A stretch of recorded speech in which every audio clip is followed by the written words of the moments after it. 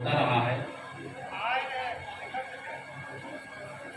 कबीर साहब की याद में संतों से, विद्वानों से विचार सुनते आए हैं और सुनते भी रहते हैं। कबीर साहब के विचार सुनने में बहुत अच्छे लगते हैं, चाहे संतों से सुने, विद्वानों से सुने या पुस्तकों में पढ़ें। सुनने में अच्छे लगते हैं और ये भी लगता है बात तो सही कहते हैं, लेकिन पंचों की बात सर पर, खूंटा वहीं दर पर। हम सुनते हैं, अच्छा लगता है, वाहवाही भी करते हैं, बस इतना ही कह करके और समाप्त कर देते हैं। धार्मिक लोगों की यह परंपरा बन गई है, यह भावना बन गई है कि अपने मत मजहब को, अपने गुरु को, अपने मान्य ग्रंथ को सर्वोच्च बताना, सर्वश्रेष्ठ बताना, उसकी वाहवाही करना, प्रशंसा करना। ये बात कोई गलत नहीं है, करना भी चाहिए। अपने गुरु की विशेषता बताए, अपने ग्रंथ का आदर करे, ठीक है, यहाँ तो ठीक है, लेकिन दूसरे मत पंथ संप्रदायों की आलोचना करना, उनमें कमियां निकालना, ये बात कोई कैसे भी चाहे इस मत संप्रदाय में रहता है, लेकिन उनको भेद दृष्टि से जब देखते हैं कि हमारा संप्रदाय बहुत अच्छा, कबीर साहब ने जो बात कही वही डंके के चोट पर 100% खरा सोना है और बाकी तो सब मिलावटबाजी है। बाकी में यह कमी है, वह कमी है। कमियों को हम क्यों देखते हैं, अच्छाइयों को क्यों नहीं देखते? और अच्छाइयां ही नहीं, देखने की दृष्टि जैसी होती है हमारी, वैसी सृष्टि बनती है। एक आदमी आधा गिलास पानी लाता है, पूछता है एक व्यक्ति से, इसमें कितना पानी है? तो वो कहता है महाराज आधा गिलास खाली है। गलत नहीं है, बात सही कह रहा है ना। जब आधा गिलास पानी है तो जो व्यक्ति कह रहा आधा गिलास खाली है वो भी बात सही है, लेकिन दूसरा और समझदार है, वो कहा है नहीं ये आधा गिलास भरा, बात तो उसकी भी सही है। लेकिन तीसरा एक विवेकी है, वो कहता गिलास भरा है। पूरा गिलास कैसे भरा? आधा गिलास पानी से भरा है, आधा हवा से भरा। कहीं हवा तो रहती, जहाँ खाली जगह होती है तो वहाँ हवा होती है। तो गिलास पूरा भरा हुआ है, आधा पानी से तो आधा हवा से। यह जो सोचता है वह बहुत समझदार है। किसी में ये कमियां न देखें, ये कमी है, ये कमी है, ऐसा वो बोलते हैं, ऐसा उनका जीवन है। अरे अच्छाइयां देखें, हजारों अच्छाइयां होती हैं, उनको हम नजरअंदाज कर देते हैं, बुराइयों को देखते रहते हैं। ये आजकल मीडिया, अखबार वाले और दुनिया भर के प्रपंच और ये सब यूट्यूब और दुनिया भर में सब बकवासी दिखाई जाती है। वहाँ चोरी हो गई, अखबारों को उठाइए तो क्या लिखा है? कोई ज्ञान की चर्चा होती है? कहीं एक कोने में कहीं कोई सत्संग की बात आ गई तो आ गई, नहीं बस लड़ाई झगड़े मार काट की, वहाँ आतंकवाद हुआ, यहाँ पर एक्सीडेंट हो गया, उस डॉक्टर ने उस और नर्स को लेकर चला गया, दुनिया भर का खुराफात की बात, अच्छी बातें नहीं होती। और यह दिमाग में जब भरता चला जाता है तो कहते हैं दुनिया बहुत खराब है, ये सब भ्रष्ट होते चले जा रहे हैं, दुनिया में तो अच्छाई है ही नहीं। हम जैसा देखते हैं ना, जैसा सुनते हैं, जैसा पढ़ते हैं, वैसा ही हमारा मन बन जाता है। हम मन को बनाने की कोशिश करें, नहीं तो मन वैसा ही वैसा बना रहेगा। आप अपने गांव में, जो गांव में रहते हैं, जरा सर्वेक्षण करके आवे।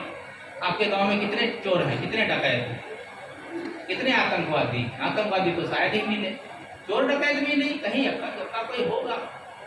हजारों लोगों में कहीं एक दो गलत हो सकते हैं, लेकिन जो 999 98 लोग हैं अच्छे, उनकी हम चर्चा नहीं करते, उनसे हम सीख नहीं लेते हैं।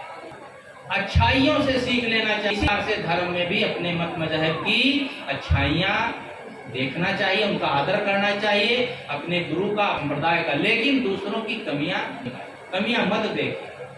लेकिन हम सब लोग क्यों पीछे रहने वाले हैं? सभी लोग जब अपनी बड़ाई करते हैं तो कोई किसी से पीछे रहने वाला नहीं। और फिर धार्मिक पंथ में, धार्मिक जगत में तो ये एक उसूल बन गया है कि जब मंच पर बैठे, जब कोई बोलना शुरू करेगा तो बस वो कमी, ये कमी, हमारे में ये अच्छाई है, बस इतनी ही बातें कहते रहते, और समाज को उससे कोई मिलता नहीं। समाज को सही दिशा देने के लिए सही ज्ञान देने वाले बहुत कम हैं। ने कहा है कि शतेषु जायते शूरा सहस्रेषु चा पंडिता वक्ता 10 सहस्रेषु संतोषी नैव दृश्यते। सैकड़ों में कोई शूरवीर होता है, हजारों में कोई अच्छा वक्ता होता है। अच्छा वक्ता का मतलब नहीं लच्छेदार बढ़िया शैली में तो प्रवचन कर लेता हो घंटों 2-2 घंटे से अच्छा वक्ता नहीं करते। अच्छा वक्ता वह होता है जो समाज को सही दिशा दे, चमत्कार, अंधविश्वास, अंध मान्यताओं से, अवैज्ञानिक मान्यताओं से दूर रह करके सही दिशा देता है, वह अच्छा वक्ता होता है। नहीं तो समाज में देखो, मंच पर बैठते हैं, लाखों लाखों की भीड़ है और लोग वाहवाही करते हैं, और उसी में कौन सी कहानियां सुनाई जाती हैं? बस पुराणों की कहानियां, इतिहास की बातें, इतिहास की कहानियां सुना सुना करके, और चमत्कार में, अंधविश्वास में उलझाता है। ये अंगूठी पहन लो तो ये लाभ हो जाएगा, और ऐसा जाओ तो ये लाभ हो जाएगा, समोसा खाओ हरी चटनी के साथ तो ये फायदा होगा, लाल के साथ खाओ तो ये फायदा होगा। रोज खाते हैं, क्या होता है? अरे जो अंगूठियां बेचते हैं वे बेचारे दिन भर छानते रहते हैं, वे पहन करके अपना लाभ नहीं ले सकते। आप पहन लेंगे तो कोई धारण हो जाएगा। ये सब अनलगल बातें जो कह करके समाज को बरगलाते हैं, कि समाज के अच्छे वक्ता नहीं, समाज को सही दिशा देने वाला अच्छा वक्ता होता है। अच्छे बने, लेकिन हम सब लोग ऐसे ही करते हैं। हम कबीरपंथी पीछे क्यों रहे? कहते हैं एक जगह सर्वधर्म सम्मेलन था। सर्वधर्म सम्मेलन का मतलब सभी मत मजहबों के लोग इकट्ठा हुए। और आप लोग ये बात जानते हैं, नहीं भूल गए हैं तो फिर से कर ले। धर्म और मत मजहब में बड़ा अंतर है। मत मजहब जितने होते हैं, संप्रदाय होते हैं, किसी व्यक्ति विशेष के द्वारा चलाए जाते हैं, और धर्म जो होता है किसी व्यक्ति के द्वारा लाया जाता है। ये सनातन है, सदैव से है, अनादिकाल से है, और धर्म में कोई परिवर्तन नहीं होता है। धर्म शीतल है, वह आज से 1000 वर्ष पहले भी था और आज भी है। बदलाव हुआ है क्या? आग गर्म होती है, आग का धर्म ही गर्म होता है। ये इसमें कहीं बदलाव होता है क्या? दुनिया के जितने चीजें प्राकृतिक हो और चाहे प्राणियों का स्वभाव हो, इसमें परिवर्तन नहीं होता है। यही असली धर्म है, बाकी तो मत है। हिंदू 2500 वर्षों से प्रचलित हुआ। 2500 वर्ष पहले हिंदू शब्द ही नहीं था। महाभारत पूरा डालिए, कहीं शब्द नहीं है। और रामायण में, वाल्मीकि रामायण में देख लीजिए, हिंदू शब्द प्रयोग नहीं है। ये 2500 साल से ये जो यूनान वाले सिंध नदी को हिंद नदी कहने लगे, और यहाँ के वासियों को हिंदू, और यहाँ को हिंदू, तब से हिंदू शब्द प्रचलित हो गया। समाज है, कोई संप्रदाय नहीं है। और इस्लाम एक संप्रदाय है, मोहम्मद साहब के द्वारा चलाया गया है, और कुरान शरीफ उनकी जो है मान्य पुस्तक है। और इसी तरह से ईसाई लोग, ईसाइयत एक संप्रदाय है, ईसा मसीह के द्वारा चलाया गया है, और उसकी बाइबिल एक मान्य पुस्तक है। तो ये जितने भी धर्म मत मजहब हैं, किसी व्यक्ति के द्वारा चलाए जाते हैं, और ऐसे लोग जहाँ इकट्ठा होते हैं, बस अपनी प्रशंसा करते हैं, दूसरे की निंदा। तो कहते हैं जब वहां पर कार्यक्रम शुरू हुआ तो अब 50 प्रवक्ता हों बोलने वाले, तो 2-2, 4-4 मिनट ही समय मिलेगा। क्या करें?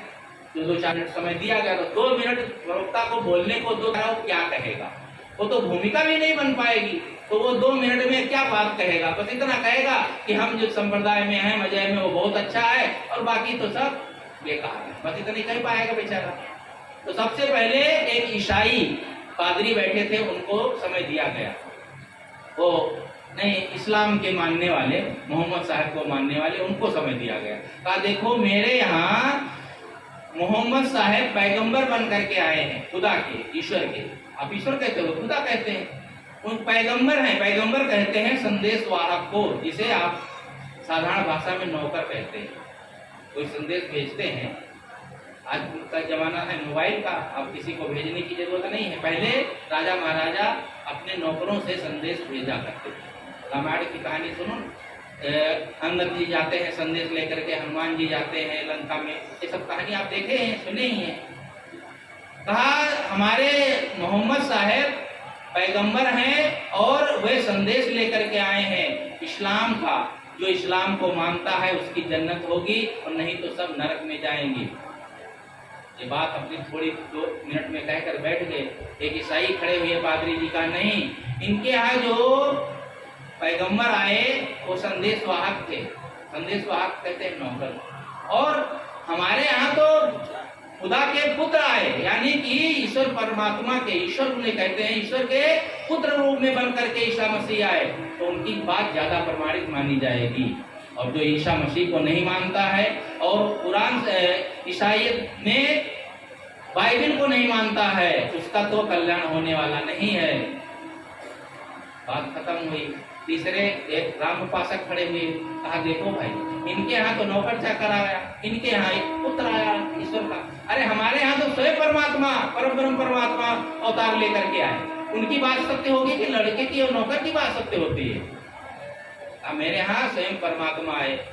बस कृष्ण उपासक को खड़ा किया गया तो उन्होंने कहा अरे भाई, ये राम उपासक जो कहते हैं ना हमारे राम बड़े नहीं, वे 12 कलाओं से युक्त हैं केवल, हमारे कृष्ण भगवान 16 कलाओं से युक्त है। ये तो सर्वज्ञ है, सर्वशक्तिमान है। जो कृष्ण भगवान को नहीं मानेगा निर्यम गता, वो नरक में जाएगा। अब जो बताओ, हमारे भगवान को, हमारे ईश्वर को ना माने, देवता को ना माने, वो नरक में जाएगा।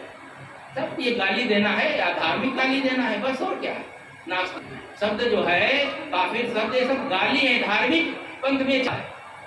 अब सब लोग अपना अपना करके बैठ गए। अब एक कबीर साहब के अनुयायी खड़े हुए, पौराणिक कबीरपंथी। हम लोग ये बातें बहुत कम कहते हैं कि क्योंकि इस क्षेत्र में बंटवारा नहीं करना चाहते हैं। पौराणिक कबीरपंथी अलग है और पारखी अलग है। सब कबीरपंथी है, बस इतना ही मान लेना। लेकिन मान्यता में अंतर है, इसीलिए तो कहा जाता है। तो उनकी मान्यता है कि हमारे कबीर साहब चारों युगों में आते हैं। तो वे खड़े होकर कहते ये बताओ, गुरु बड़ा होता है कि चेला? सबने एक स्वर में कहा भाई गुरु बड़ा होता है। तो हमारे कबीर साहब सबके गुरु हैं, राम कृष्ण और ईसा मसीह मोहम्मद साहब सबके गुरु हैं। तो वाह, ये तो बिल्कुल गलत बात। कबीर साहब ही 600 वर्ष हुए हैं, पैदा हुए 650 वर्ष, और मोहम्मद साहब को 1400 वर्ष हो गए हैं, ईसा मसीह को 2000 वर्ष हो गए हैं, और रामकृष्ण को हजारों वर्ष पहले हो गए। इन सबके गुरु कैसे हो सकते हैं? मैंने कहा तुमको पता नहीं है क्या? कबीर साहब चारों युगों में आते हैं। सत्सुकृत करुणामय मुनींद्र और कबीर नाम से जो चारों युगों में जन्म लेता है तो सबका गुरु नहीं हो जाएगा? हाँ, बात तो सही है। बस नहले पर दहला ठोक दिया, बस बात खत्म हुई। हाँ, विजय हो गई। क्या लाभ हुआ? किसी का कोई उद्धार हो गया, किसी का कल्याण हो गया? कोई लाभ नहीं है। ये तू मैं करना ये कोई लाभदायक बात नहीं है। इसलिए ये सत्संग जो होता है, ज्ञान की चर्चा होती है, महापुरुषों की वाणी का जो दिग्दर्शन कराया जाता है, यही जीवन के लिए उपयोगी है। और आज कबीर साहब की जयंती के उपलक्ष्य में संत गुरुजनों से हम खूब बढ़िया बातें सुन रहे थे। दूर दूर से संत जन पधारे हैं, उनकी विचारों को सुने, क्योंकि समय अपना एक निर्धारित होता है, उसी समय सीमा में हम सबको काम पूरा करना है। इसलिए थोड़े थोड़े समय आप लोग चर्चा करेंगे और मैं